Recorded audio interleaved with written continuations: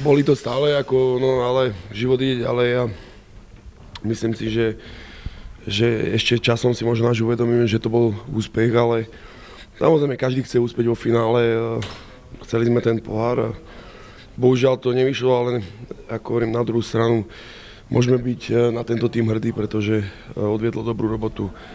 Nemali sme nejaké veľké výkyvy, že by to bolo nejaký prepadák a po tej majstrovskej sezóne väčšinou u tých druhých mústiev boli vždycky také tie ťažké sezóny a my sme sa tomu vyhli a jeden ten schodík nám chýbal k tomu, aby sme skončili úplne hore. Škoda, že sme neodišli na tom vrchole, ale trošičku pod ním iba. Ja hovorím, ja na to budem pekne spomínať a hovorím, ďakujem celej organizácii, spoluhráčom za tie 3 krásne roky. Výborná organizácia, výborní spoluhráči, fanúškovia, takže keď budem počuť slovo Liberec, tak vždycky sami ukážu tie najkrajšie spomienky.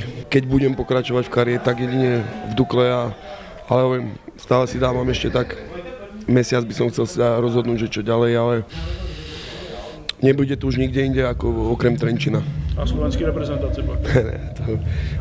To už mám ja dávno za sebou, takže už musia hrať mladší. Ja viem, ja sa poznám, a po 3-4 týždňoch voľna človeka zase to začne a už že nebudem ma sedieť doma iba, nebudem ma to baviť, dá sa povedať. A ešte možno by som chcel splatiť ten jeden rok aspoň tej Dukle, kde som vyrastal vlastne a nikdy som tam nehral poriadne za Ačkou, vlastne ja som v juniorskom veku odišiel do Ameriky a ja si myslím, že by sa to patrilo možno splatiť trošku tomu klubu a uvidíme. No ale hovorím, je to dosť možné, že ešte jeden rok tam teda dám. Nostalgie prešla ma hneď potom vlastne vtedy, jak sme dohrali ten posledný zápas, ako vtedy som si uvedomil vlastne trošku, mi to prišlo všetko ľúto, tak tie 3 roky sa tak prebleskli hlavou a čo som tu všetko zažil a vtedy mi to tak prišlo ľúto, ale hovorím, život ide ďalej.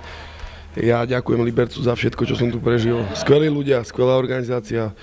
Ja hovorím ja si myslím, že veľa iných tímov, a nie len ako v Čechách, ale na Slovensku, keby si zobrali z tohto príklad, z tejto organizácie, ako funguje, tak by to posunulo ten hokej dopredu.